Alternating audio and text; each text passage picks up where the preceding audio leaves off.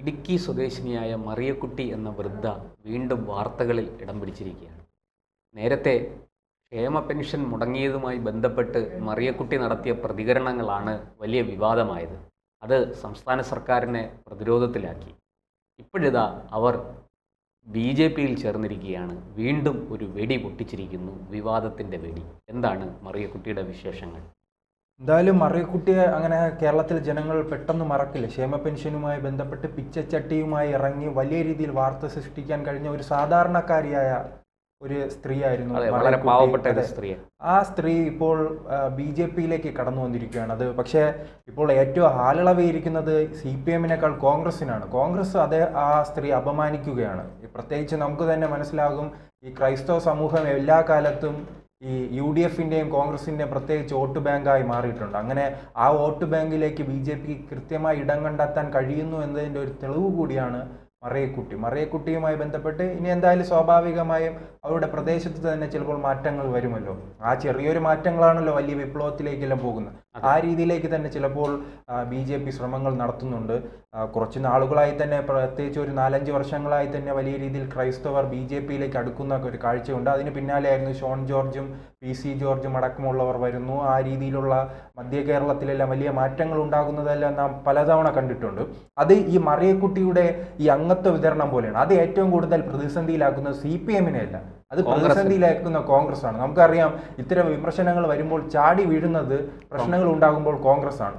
ഏറ്റവും പ്രധാനപ്പെട്ട കാസയുമായി ബന്ധപ്പെട്ടാണ്. കാസ എന്നൊരു സംഘടന രൂപീകരിക്കുന്നു. അവർ ലവ് ജിഹാദിനെതിരെ സംസാരിക്കുന്നു, നാർക്കോട്ടിക് ജിഹാദിനെതിരെ സംസാരിക്കുന്നു, അവരുടെ കച്ചവടവുമായി ബന്ധപ്പെട്ട് സംസാരിക്കുന്നു, അവരുടെ ബുദ്ധിമുട്ടുകൾ ജനങ്ങൾക്ക് മുന്നിൽ അവതരിപ്പിക്കുന്നു. മുസ്ലിം ലീഗ് പ്രത്യേകിച്ച് ഈ തുർക്കിയിലെ ഒരു പള്ളിയുടെ അതുമായി ബന്ധപ്പെട്ട് അന്ന് വലിയ വിവാദമുണ്ടായിരുന്നപ്പോൾ അത് കഴിഞ്ഞ 2021 നിയമസഭാ തെരഞ്ഞെടുപ്പിൽ വലിയ രീതിയിൽ ചർച്ചയാക്കാൻ കാസയ്ക്ക് ഉൾപ്പെടെ കഴിഞ്ഞിരുന്നു. അന്ന് പ്രതിസന്ധിയിലായതോ കോൺഗ്രസ് ആണ്. സഭകളുടെ പിന്തുണ കാസയ്ക്ക് മെല്ലെ മെല്ലെ കിട്ടുന്ന ഒരു കാഴ്ചയാണ് കേരളം കണ്ടുകൊണ്ടിരുന്നത്. അതുപോലെ തന്നെയാണ് നമ്മുടെ ഈ പത്തനംതിട്ടയിൽ AK ആന്റണിയുടെ മകൻ അനിൽ K ആന്റണി മത്സരിക്കാൻ വന്നത്. അനിൽ K ആന്റണിയുടെ ആ വരവ് ചെറിയ ഒരു ഞെട്ടലല്ല കോൺഗ്രസിന് കൊടുത്തത്. കോൺഗ്രസ് വലിയ രീതിയിൽ നടുങ്ങി. മാത്രമല്ല, ഒരവസരത്തിൽ അവിടെ മത്സരിച്ച കോൺഗ്രസ് സ്ഥാനാർത്ഥി വലിയ തോതിൽ താൻ പരാജയപ്പെട്ടു പോകുമോ എന്ന് പോലും ഭയപ്പെട്ടു. അനിൽ ആന്റണി ആകട്ടെ വലിയ ആത്മവിശ്വാസത്തോടു കൂടി പത്തനംതിട്ടയിൽ മുന്നേറുന്ന കാഴ്ചയാണ് നമ്മൾ കണ്ടത്. അല്ല, അതിൻ്റെ ഏറ്റവും പ്രധാനപ്പെട്ട സംഭവം ഇതാണ്. ചിലപ്പോൾ ആ പത്തനംതിട്ടയിൽ തന്നെ ഈ അനിൽ ആന്റണിക്ക് പ്രതീക്ഷിച്ച വോട്ട് ലഭിച്ചില്ല. പക്ഷെ അങ്ങനെ ഒരു വലിയ മാറ്റത്തിലേക്ക് പോകുമ്പോഴായിരിക്കും ഇത് വിജയമായി മാറുന്നത്. നമ്മൾ വിചാരിക്കും ഒരു അനിൽ ആന്റണി വന്നിട്ട് ഒരു പ്രയോജനമില്ല, PC ജോർജ് വന്നിട്ട് ഒരു പ്രയോജനമില്ല, ഷോൺ ജോർജ് വന്നെന്ന് പറഞ്ഞ പ്രയോജനമില്ല, മുരമ്പം വന്നെന്ന് പറഞ്ഞ പ്രയോജനമില്ല. പക്ഷേ പ്രയോജനമുണ്ടാകും. കാരണം ആ തൃശ്ശൂർ കണ്ടതാണ്. വിജയം ഉണ്ടാകുമ്പോൾ വലിയ വിജയത്തിലേക്ക് പോകാൻ അത് സാധിക്കും. ഇപ്പോൾ സുരേഷ് ഗോപി ജയിച്ചത് ആറ്റിങ്ങലിൽ അടൂർ പ്രകാശ് ജയിച്ചതുപോലെ 1000-ന് താഴെ വോട്ടല്ല, അത് വലിയൊരു വോട്ടായിരുന്നു. ആ വോട്ട് എങ്ങനെ നേടിയെന്ന് നോക്കുമ്പോഴാണ് വലിയ രീതിയിൽ ക്രൈസ്തവർ ഈ BJPയിലേക്ക് ഒഴുകുന്ന ഒരു കാഴ്ച ഉണ്ട്. അത് അത്തരത്തിലുള്ള ഒരു വലിയ മാറ്റത്തിലേക്കുള്ള ഒരു ചെറിയ തുടക്കമായിരിക്കും ഇത്തരം സംഭവങ്ങൾ. അത് ഈ മറിയക്കുട്ടി മാത്രമല്ല, 2 ദിവസം മുൻപായിരുന്നു മറ്റൊരു ക്രൈസ്തവനായ ഷൈൻലാൽ BJPയിലേക്ക് കാഴ്ച ഉണ്ടായിരുന്നു. അദ്ദേഹത്തിനെല്ലാം എത്ര രീതിയിൽ ചിലപ്പോൾ വലിയ വോട്ട് പിടിക്കാൻ കഴിവില്ലാത്തവരായിരിക്കും. പക്ഷെ അങ്ങനെ ഒരു ഒഴുക്ക് ഇദ്ദേഹത്തിനോടൊപ്പം നിൽക്കുന്നവരോ മറ്റു പാർട്ടികളിലെ അംഗങ്ങൾക്കോ തോന്നാമല്ലോ, ഞങ്ങൾക്ക് പോകാനൊരു ഇടമുണ്ട്, ആ ഇടത്തിൽ പോയ BJPയിലേക്ക് പോയാൽ പരിഗണന ലഭിക്കുന്ന ഒരു തോന്നലുണ്ടാകും. ആ തോന്നലായിരുന്നു ഉത്തരേന്ത്യയിൽ BJP വലിയ രീതിയിൽ തന്നെ വളർത്തുന്ന ഒരു കാഴ്ച ഉണ്ടായത്. അത് ശ്രീജിത്ത് പറഞ്ഞതിനോടൊപ്പം നമ്മൾ മറ്റൊരു കാര്യം കൂടി ചേർത്ത് വായിക്കണം. ഈ സർക്കാരിനോട്, ഭരിക്കുന്ന സർക്കാരിനോട് എല്ലാ കാലത്തും ഒരു ചെറിയ വിഭാഗം ആൾക്കാർക്കെങ്കിലും ഒരു വിരുദ്ധ വികാരം ഉണ്ടാകും. ഭരണവിരുദ്ധ വികാരം എന്ന് നമ്മൾ ആൻറ്റി ഇൻകംബ്രൻസി എന്ന് നമ്മൾ പറയുന്ന ആ ഒരു വികാരം ഉണ്ടാകും. ഇവിടെ ഈ പിണറായി സർക്കാരിനോട് ആ വികാരത്തിൻ്റെ ശക്തി എത്രയുണ്ട്. ഇപ്പോൾ 4ാം വാർഷികം ആഘോഷിക്കുന്ന സർക്കാർ വലിയ പ്രൊപ്പഗൻഡയൊക്കെ നടത്തുന്നുണ്ട്. വലിയ പരസ്യവാചകങ്ങൾ കൊണ്ട് ആ പരസ്യവാചകങ്ങൾ എഴുന്നള്ളിച്ച് വെച്ചിരിക്കുന്ന ഫ്ലെക്സുകളെ മുട്ടിയിട്ട് കേരളത്തിൽ നടക്കാൻ നിവൃത്തിയില്ല. പക്ഷേ ഈ ഭരണവിരുദ്ധ വികാരം എത്ര ശക്തമാണ് എന്നുള്ളത് നമ്മൾ ആ ലോക്സഭാ തെരഞ്ഞെടുപ്പിൽ കണ്ടതാണ്. അതിപ്പോൾ ഭാവിയിൽ വരാൻ പോകുന്ന തദ്ദേശ തെരഞ്ഞെടുപ്പിലും അതിനെ തുടർന്നുണ്ടാകുന്ന നിയമസഭാ തെരഞ്ഞെടുപ്പിലും അത് എത്രത്തോളം പ്രതിഫലിക്കുമെന്ന് നമുക്ക് കണ്ടറിയേണ്ട വിഷയമാണ്. അപ്പോൾ ഈ പറഞ്ഞതുപോലെ ഒറ്റയ്ക്കും ഒക്കെ അവിടെ ഈ ഒറ്റപ്പെട്ട സംഭവങ്ങളാണെങ്കിൽ പോലും ബി ജെ പിയിലേക്ക് ഇങ്ങനെ ആൾക്കാർ വരുന്നത് ബി ജെ പിക്ക് കൂടുതൽ കരുത്താകും. കാരണം കോൺഗ്രസിലേക്ക് പോകേണ്ടുന്ന ആ ഭരണവിരുദ്ധ വോട്ടുകൾ ബി ജെ പിയിലേക്ക് കുറേ ലഭിക്കാനുള്ള സാധ്യതയുണ്ട്. അത് ബി ജെ പിക്ക് വലിയ ഗുണം ചെയ്യും.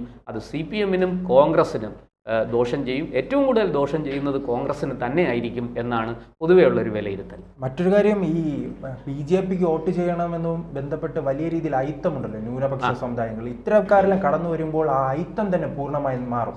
കാരണം അവർ ചിലപ്പോൾ ബി ജെ പിയുടെ പ്രവർത്തകരായി മാറുകയില്ല, ചിലപ്പോൾ ബി ജെ പിയുടെ കൊടി പിടിക്കാൻ വരില്ലായിരിക്കും. പക്ഷേ ഈ വോട്ട് ബാങ്കിൽ അവർക്ക്, കാരണം മറിയക്കുട്ടിയും ഷൈൻലാലും അടക്കമുള്ള ഷോൺ ജോർജും പി സി ജോർജും അടക്കമുള്ള ആന്റണിയും അനിൽ ആന്റണിയും അതോടൊപ്പം തന്നെ അനൂപ് ആന്റണിയും അടക്കമുള്ള യുവാക്കളും അല്ലേ പ്രധാനപ്പെട്ട നേതാക്കൾ, നമ്മുടെ നേതാക്കൾ അതിലുണ്ടെന്ന ചിന്ത മതി ചിലപ്പോൾ വലിയ മാറ്റത്തിലേക്ക്. ലക്ഷ്യമിട്ടാണല്ലോ, ആ വോട്ട് ലക്ഷ്യമിട്ടാണല്ലോ ബി ജെ പി പല പദ്ധതികളും ആസൂത്രണം ചെയ്യുന്നത്. അപ്പോൾ ജോർജ് കുര്യനെ പോലെ ഒരാളിനെ കേന്ദ്രമന്ത്രിയാക്കിയതിലൂടെ ന്യൂനപക്ഷങ്ങളുടെ വിശ്വാസം ആർജിക്കാൻ ബി ജെ പി കേന്ദ്ര നേതൃത്വവും ശ്രമിക്കുന്നുണ്ട്. അതായത് നിങ്ങൾ ഭയപ്പെടണ്ട, നിങ്ങൾക്ക് കോൺഗ്രസ് ഇല്ലെങ്കിലും നിങ്ങൾക്ക് ആശ്രയിക്കാം, ഞങ്ങൾ നിങ്ങളെ സംരക്ഷിക്കും എന്നൊരു സൂചന അവർ കൃത്യമായിട്ട് നൽകുന്നുണ്ട്. കാരണം അത് തന്നെയാണ് നാം കുറച്ചു കാലം മുമ്പ് കണ്ടതായിരുന്നു. ഈ ന്യൂനപക്ഷങ്ങൾ, പ്രത്യേകിച്ച് മുസ്ലിം ന്യൂനപക്ഷങ്ങൾക്കിടയിലേക്ക് കടന്നു ചെല്ലാൻ സി പി എമ്മിന് കഴിഞ്ഞിരുന്നില്ല. പക്ഷെ അത് അവർ മാറ്റിയെടുത്തത് പ്രത്യേകിച്ച് ഡിവൈഎഫ്ഐയിലൂടെ എല്ലാം മുസ്ലിം നേതാക്കളെ വളർത്തിക്കൊണ്ടുവന്ന ഒരു ചെറുപ്പക്കാരായ നേതാക്കളെ പ്രാദേശിക തലങ്ങളിൽ വളർത്തിക്കൊണ്ടുവന്നാണ് സി പി എം, ഡിവൈഎഫ്ഐ അല്ലെങ്കിൽ ഈ പറയുന്ന പോലെ SFIയിലും ഒക്കെ അവർക്ക് ഇടം കൊടുത്തുകൊണ്ടാണ് ഈ സി പി എം മുന്നോട്ട് പോയത്. കാരണം അതാണ് ജനങ്ങളും ആവശ്യപ്പെടുന്നത് അല്ലേ. ഞങ്ങളുടെ നേതാവ് ആ ഭാഗത്തുണ്ടെങ്കിൽ ഞങ്ങൾ വോട്ട് ചെയ്യും, ഞങ്ങൾക്ക് അത് പെട്ടെന്ന് പറഞ്ഞ് മനസ്സിലാക്കാൻ കഴിയാൻ പറ്റുമല്ലോ, ഞങ്ങളുടെ ആവശ്യങ്ങൾ എന്താണെന്ന് അതെല്ലാം പറഞ്ഞ് മനസ്സിലാക്കാനുള്ള സാധ്യതയുണ്ട്. അതിന് സമാനമായൊരു നീക്കമാണ് നിലവിൽ ബി ജെ പി ക്രൈസ്തവ സമൂഹവുമായി ബന്ധപ്പെട്ട് നടത്തി വരുന്നത്. പരമാവധി നേതാക്കളെ വളർത്തിയെടുക്കാനുള്ള ശ്രമം, പ്രത്യേകിച്ച് യുവ നേതാക്കളെ. എനിക്ക് തോന്നുന്നു ഇപ്പം രണ്ട് മുന്നണികളും എടുത്തു നോക്കിയാൽ ഇപ്പോൾ അനൂപ് ആന്റണിയോടും ഷോൺ ജോർജിനോടും കിടപിടിക്കാൻ കഴിയുന്ന ക്രൈസ്തവ നേതാക്കൾ ആരുണ്ടെന്ന് സംശയിക്കേണ്ടിയിരിക്കുന്നു. പ്രത്യേകിച്ച് LDFന് അങ്ങനെ ഒരു നേതൃനിര ഇല്ല, പ്രത്യേകിച്ച് ഇല്ലാത്തൊരു ഘട്ടത്തിലുള്ളതൊരു ജെയ്ക്ക് തോമസ് ആണ്. അത് ചാനൽ ചർച്ചകളിൽ പൊളിച്ചെടുക്കുന്ന കാഴ്ച നമ്മൾ കണ്ടു. അതേ പുതുപ്പള്ളിയുടെ ഇരയാണല്ലേ, അച്ഛനോട് തോക്കുന്നു മകനോട് തോറ്റുന്നു, ഇനി ആരോട് തോക്കാൻ എന്നാണ് അദ്ദേഹം നോക്കിക്കൊണ്ടിരിക്കുന്നത്. ആ രീതിയിലാണ്. പക്ഷെ ബി ജെ പിക്ക് അങ്ങനെയില്ല, നല്ല നേതാക്കളുടെ മുഖമുണ്ട്. അതുമായി കോൺഗ്രസിലും ഈ പറയുന്നത് പോലെ ഒരു ചെറുപ്പക്കാരായ ക്രിസ്ത്യൻ നേതാക്കളുണ്ട്. പക്ഷെ ബി ജെ പിയിലേക്ക് ഇത്തരക്കാർ കൂടുതൽ വരുന്നത് കോൺഗ്രസിനൊരു ഭീഷണി തന്നെയാണ്.